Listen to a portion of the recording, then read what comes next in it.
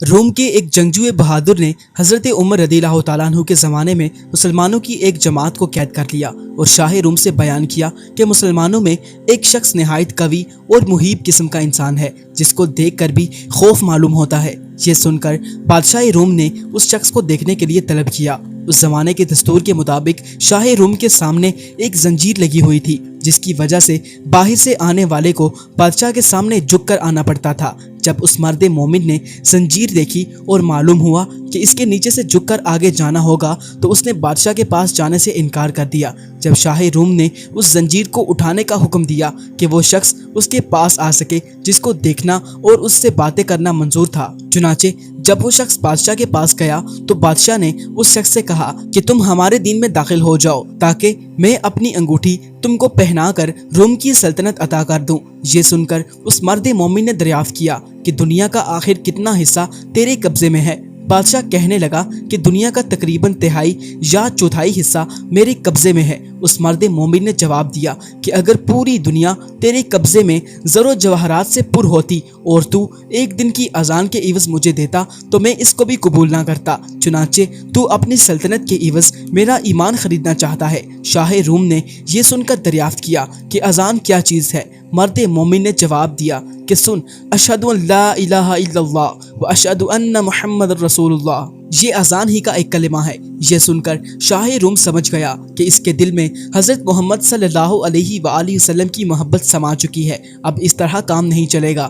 یہ سوچ کر اس نے حکم دیا کہ ایک دیگ میں پانی کھولا کر اس شخص کو اس میں ڈال دیا جائے تاکہ کھولتے پانی میں پڑ کر اس کا کام تمام ہو جائے یا خوف کھا کر اپنے دین سے پھر جائے۔ چنانچہ حکم شاہی کی تعمیل کی گئی۔ جب اس مرد مومن کو دیگ میں ڈالا گیا تو وہ بسم اللہ پڑھ کر داخل ہوا اور حکم الہی کی برکت سے دوسری جانب سے باہر آ گیا۔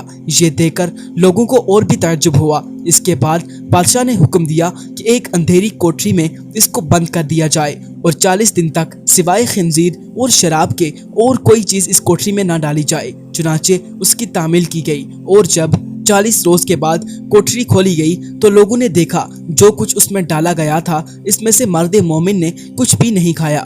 دریافت کیا گیا تو نے اس میں سے کیوں نہیں کھایا، حالانکہ شریعت محمدی میں ایسی ضرورت کے وقت اس کا استعمال جائز ہے؟ مرد مومن نے جواب دیا کہ اگر میں اس میں سے کچھ کھا لیتا تو تم کو خوشی ہوتی، میرا مقصد تو تم کو غصہ دلانا ہے۔ پھر بادشاہ اس سے کہنے لگا کہ اچھا، اگر تو مجھے سجدہ کر لے تو میں تجھے اور تیرے ساتھیوں کو چھوڑ دوں گا۔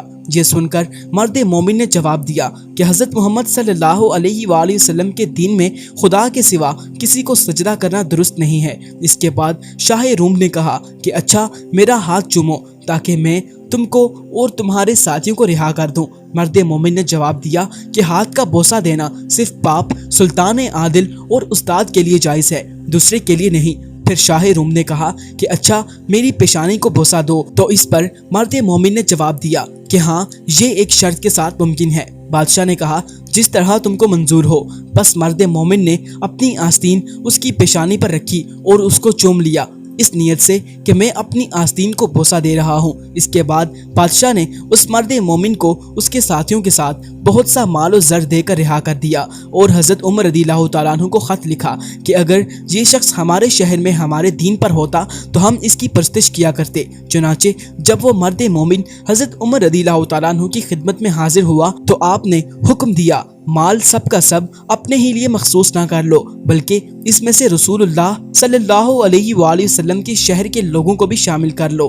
یہ سن کر مرد مومن نے اس کی تعمیل کی اور جو عطیہ یا نذرانہ اس کو ملا تھا اس میں سے سب لوگوں کو شریک کر لیا۔